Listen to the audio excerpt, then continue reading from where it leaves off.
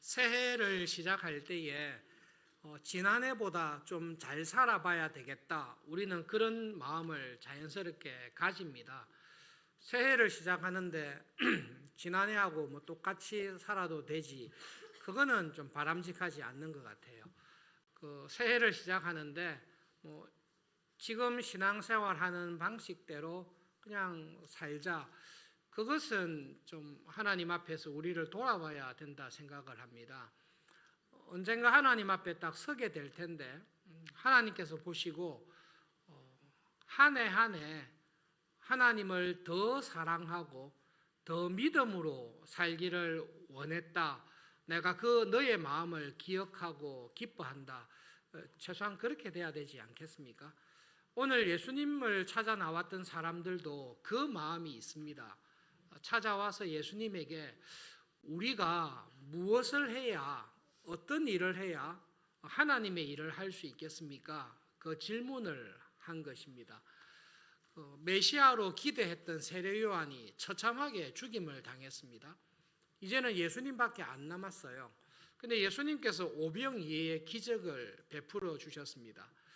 큰 기대를 가지고 예수님에게 찾아와서 우리가 어떻게 해야 하나님의 일을 할 수 있겠습니까? 그 질문을 한 것입니다. 우리의 마음에 새해를 시작하면서 하나님 지난해보다는 좀 더 믿음으로 살기 원합니다. 지난해보다는 하나님을 더 사랑하면서 살기 원합니다. 올 한 해를 어떻게 살아야 되겠습니까? 그런 마음이 있듯이 예수님을 찾아왔던 사람들에게도 그 마음이 있습니다. 그런데 이 사람들 마음속에는 궁금한 것과 함께 예수님에 대해서 의심하고 시비를 거는 마음도 있습니다. 질문이 이런 거죠. 하나님께서 당신을 메시아로 보내셔서 우리를 구원할 구원자로 보냈다고 당신이 말을 합니다. 그러면 정말로 하나님께서 당신을 우리의 구원자로 보냈다라는 표적을 하나 보여주십시오. 하나님께서 우리를 구원하기 위해 보내신 사람이 있습니다. 모세입니다. 그 모세는 우리를 이집트에서 구원했을 뿐만 아니라 40년간 광야에서 날마다 40년간 만나를 주었습니다. 이스라엘 백성들 가운데 40년 동안 굶어서 죽은 사람이 한 사람도 없습니다. 그는 정말로 우리의 구원자였습니다.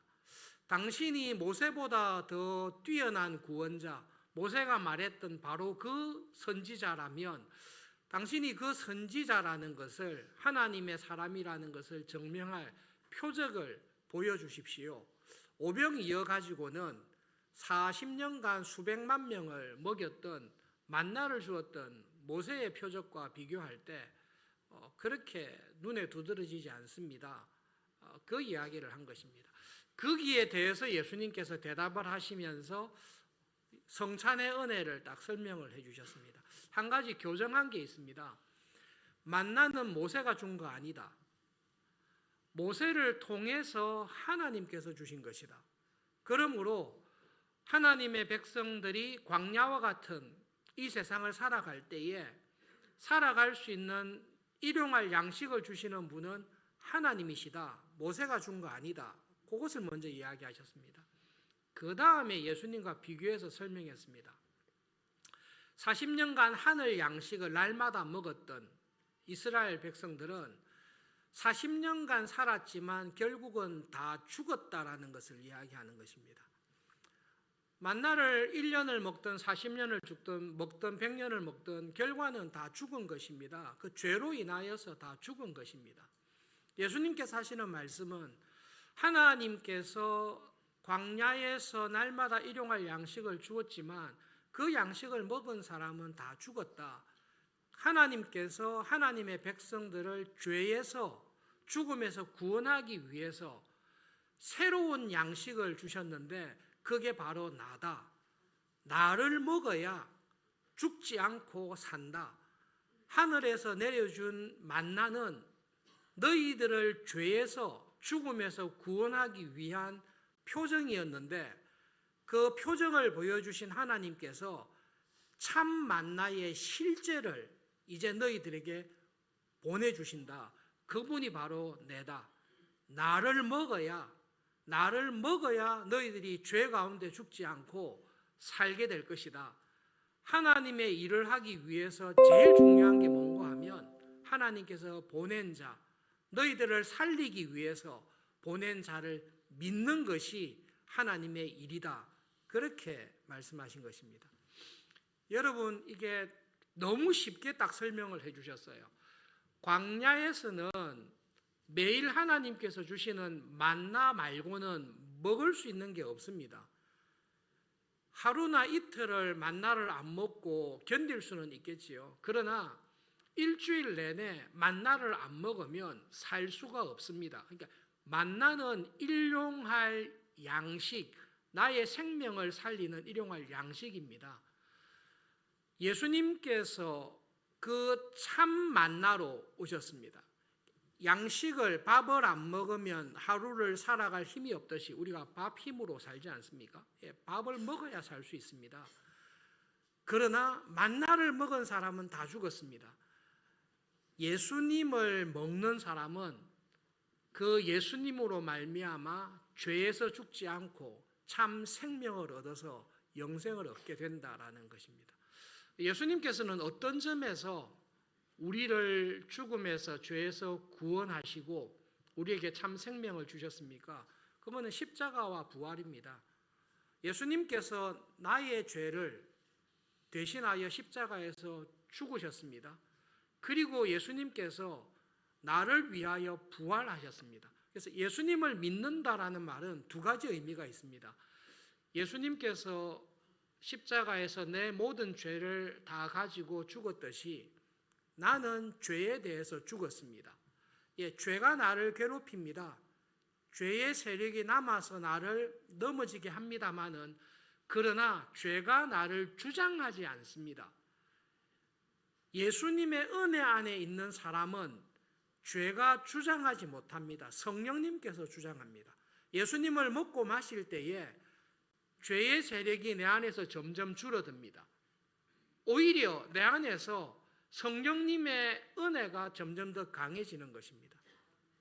그렇기 때문에 예수님을 먹고 마시는 사람은 죄에 대해서 죄의 습관들이 죽을 뿐만 아니라 하나님의 자녀답게 백성답게 살아가는 활력이 새로운 생명이 점점 강해지는 것입니다.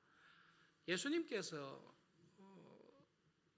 무리들에게 예수님을 찾아온 사람들에게 모세는 우리를 구원했습니다. 40년간 만나를 줬습니다. 당신은 우리를 어떻게 구원하시고 어떻게 만나를 줄 겁니까? 라고 했을 때 모세가 너희들을 구원한 것 같지만 모세는 죄에서 너희들을 구원하지 못했다. 만나를 통해 산 것 같지만 다 죽었다. 그것은 다 하나님께서 이루실 그림자들이다. 하나님께서 이루실 구원은 모세를 통해 하는 것이 아니라 하나님의 아들인 나를 통해서 너희들을 구원할 것이다. 굶주림에서 구원하는 것을 넘어서서 죄에 대해서 죄에서 너희들을 자유하게 하고 만나를 먹고 죽는 것으로 끝나는 것이 아니라 예수님께서 내 안에 영원히 살아계심으로 하나님의 자녀답게 살아가는 그 은혜를 주시는 것이다. 내가 그 만나고 내가 너희들에게 생명을 주는 참 생명이다. 나를 먹고 마셔야 된다. 그렇게 예수님께서 말씀하신 것입니다. 그 말씀을 이해한 사람도 있었겠지만 무슨 말인지 못 알아듣겠다. 제자들 가운데 많은 사람들이 예수님의 이 말씀을 듣고 많은 제자들이 떠나갔다라고 이야기를 합니다. 그러나 예수님의 그 말씀을 듣고 하나님의 은혜 가운데 믿은 사람들은 예수님을 먹고 마시는 것입니다. 예수님께서 나를 먹고 나를 마시는 사람이 생명이 있다라고 말을 했습니다. 예수님을 먹고 마시는 사람은 어떤 사람입니까? 우리들입니다. 아주 쉽게 우리들입니다. 우리들 가운데 예수님을 실제로 본 사람이 있습니까? 하나님의 특별한 은혜 가운데 기도하거나 환상과 계시 가운데 예수님을 보시는 분들도 특별하게 있겠지만 우리들 가운데 예수님을 본 사람은 한 사람도 없습니다. 그러나 신기하게도 하나님의 은혜 가운데 예배 자리에 나와서 하나님을 예배하고 말씀을 들을 때 우리들은 하나님의 말씀을, 예수님의 말씀을 듣고 예수님을 믿습니다. 예수님께서 내 죄를 대신하여 십자가에서 죽으셨다라는 그 말씀을 들을 때에 나에게 믿습니다. 나 그것을 믿습니다. 그리고 이제는 내가 사는 것이 아니라 내 안에 새로운 생명을 주셔서 하나님의 자녀로 거듭나서 믿음으로 살아간다라는 말씀을 하셨을 때 감사합니다 하나님. 새로운 피조물로 거듭나게 하시고 내가 이제는 하나님의 자녀로 믿음으로 이 세상을 살아가는 구원의 은혜를 저에게 주셨습니다라는 것을 믿습니다. 그리고 예수님의 말씀을 들을 때에 이제는 하나님의 자녀답게 나에게 향하신 하나님의 뜻을 깨닫고 그 뜻에 충성하면서 살아라고 할 때에 그렇게 살기를 원합니다. 그 사람 안에 예수님께서 살아계신 것입니다. 그런 사람이 예수님을 먹고 마시는 사람입니다. 그런 점에서 우리들은 하나님의 은혜 가운데 놀랍게도 예수님을 먹고 마심으로 예수님께서 내 안에 살아있는 구원의 은혜를 받은 사람입니다. 그 일을 제일 먼저 하십시오. 하나님께서 원하시는 게 올 한 해 동안 이 세상에 사는 동안 그 일을 제일 먼저 하십시오. 여러분 이것이 성찬의 은혜하고 바로 연결이 됩니다. 성찬할 때에 예수님께서 장로님들 통해 받지만 장로님을 통해 예수님께서 주시는 떡을 받을 때 예수님께서 뭐라 하시는가 하면 이거 내 살이다 그렇게 이야기하십니다. 이 떡을 믿음으로 받을 때에 그 떡을 먹고 잔을 마실 때에 내 몸 안에 예수님의 몸이 들어오는 것입니다. 예수님의 피가 내 피 속에서 흐르는 것입니다. 개인적으로 원하는 거는요. 할 수만 있으면 이게 좀 밥을 아침에 많이 먹어야 힘이 나지 않습니까? 성찬의 떡이 컸으면 좋겠어요. 대단히 커가지고 아침을 진지한 건데요. 대단히 커서 아침을 굶고 왔는데 성찬의 떡을 먹어서 배가 부를 때에 내 안에 예수님의 살이 내 안에 들어와서 나를 채우고 있구나. 이걸 느낄 수 있을 정도의 떡을 만들었으면 좋겠다. 그 생각은 있습니다. 조금 줘서 좀 죄송하긴 하지만 잔도 이렇게 딱 고맙다 아들아. 잔도 이것을 먹었을 때 목마름과 갈증이 확 없어지도록 먹으면 이게 성찬의 은혜를 통해 예수님께서 주시고자 했던 게 우리 가운데 확실하게 들어올 것 같아요. 생각해 보십시오. 내가 먹을 만큼 예수님이 주시는 떡을 받았습니다. 마지막 예수님께서 만찬 때 제자들에게 이렇게 떼줬겠습니까? 풍성하게 떼줬겠죠. 풍성하게 떼줬겠습니다. 그것을 제자들이 아는 거죠. 아, 내 몸에 예수님의 몸이 들어왔구나. 내 피에 예수님의 피가 들어왔구나. 내 안에 예수님께서 살아계시구나. 그러면 내가 예배를 드리고 직장에서 가정에서 생활할 때에 내 안에 들어와 계신 예수님께서 생각하고 예수님께서 말하고 예수님께서 행동하는 것처럼 살아가도록 나에게 이 은혜를 주셨구나. 그걸 알고 살아갈 수 있도록 한 것이 성찬의 은혜입니다. 그래서 종교개혁자들이 다 그런 건 아니에요.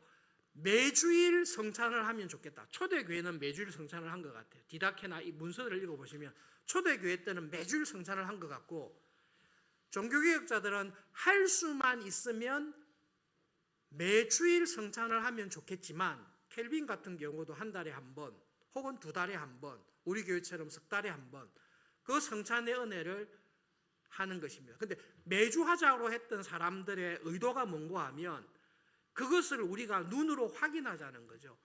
주일마다 왔을 때 예수님의 살을 먹어서 예수님께서 내 안에 들어와 계십니다.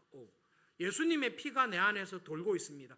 이 은혜를 눈으로 보고 직접 먹은 내가 월요일날 돌아가가지고 내 성질대로 살겠습니까? 은혜가 나를 붙잡아 주는 거죠. 그런 점에서 성찬의 은혜가 우리에게 주시는 은혜가 정말로 큽니다.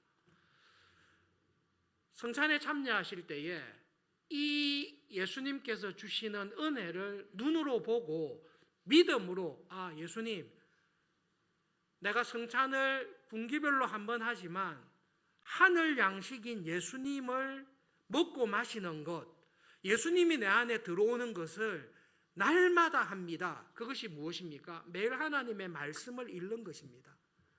매일 하나님 앞에 나와 은혜를 구하며 기도하는 것입니다. 그 은혜를 우리에게 날마다 부어주십니다. 그래서 새해를 살아가는 우리들에게 예수님, 올해는 제가 작년보다 좀 더 믿음으로 살고 싶은데 어떤 일을 제일 먼저 해야 되겠습니까? 물었을 때 예수님께서 하신 말씀은 나를 먹어라. 나를 먹어라. 나를 많이 먹어라. 풍성하게 먹어서 네 안에 내가 충만하게 들어가도록 나를 먹어라. 그것이 하나님의 일을 할 때에 제일 중요한 일입니다. 여러분, 그 말씀을 기억하시면서 한 해를 살아가실 수 있기를 바랍니다. 예수님께서 나에게 제일 원하시는 일이 뭡니까? 교회에 더 충성하는 것, 선교의 일을 열심히 하는 것, 내가 맡은 일에 최선을 다하는 것, 내가 해야 되는 일보다 하나님께서 원하시는 일이 뭔가 하면 나를 먹어라. 네 안에 내가 충만히 들어가도록 나를 먹으라고 이야기하고 있습니다. 예수님을 잘 먹고 예수님으로 충만하고 있습니까?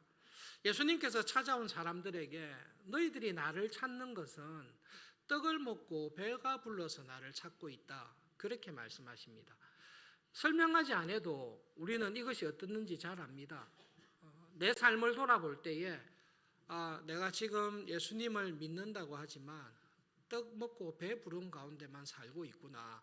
나도 모르는 사이에 그런 자리에 떨어져 있구나 깨달을 때가 있습니다. 사람이 떡으로만 살 수 없습니다. 여러분, 믿음으로 살아가는 신자들에게 있는 특징입니다. 내 삶에 부족함이 없습니다. 하나님의 은혜로 기름진 것도 있고 모든 일이 잘 되고 있습니다마는 나도 모르는 사이에 예수님을 먹고 마시는 일에 게으르고 나태해 있을 때에 모든 것이 형통하지만 내 안에 굶주림이 있습니다. 내 안에 뭔가 불편한 것이 있습니다. 그것은 신자된 표시입니다.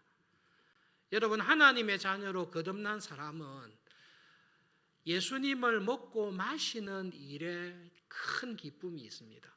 그것이 잘 될 때에 하나님께서 주시는 은혜가 떡 먹고 배 부른 것과 비교할 수 없는 기쁨이 있습니다. 어린 시절에 옛날에 들었던 한 교인의 고백인데요.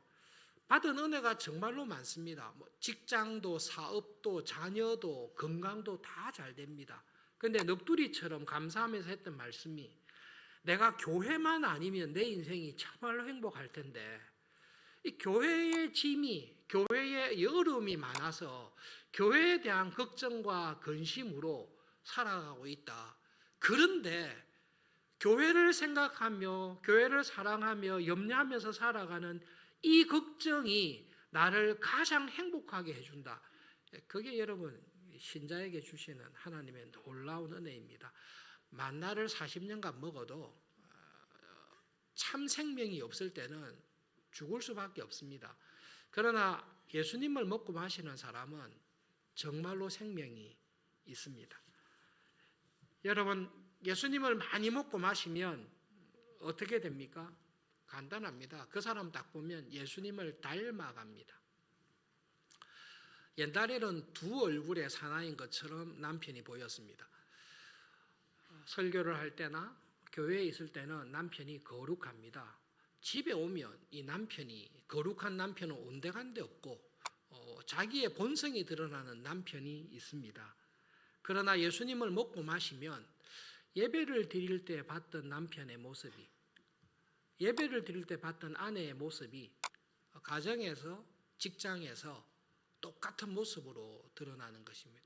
잃어버렸던 우리의 얼굴, 예수님 안에서 거듭난 하나님의 자녀로 살아가는 나의 모습이 예수님을 먹고 마실 때에 내 안에서 강해지고 강력해지는 것입니다. 1월 2일 날 교육자들하고 하루 종일 함께 기도하는 가운데 신명기를 묵상하다가 하나님께서 4가지 기도 제목을 딱 주셨는데요.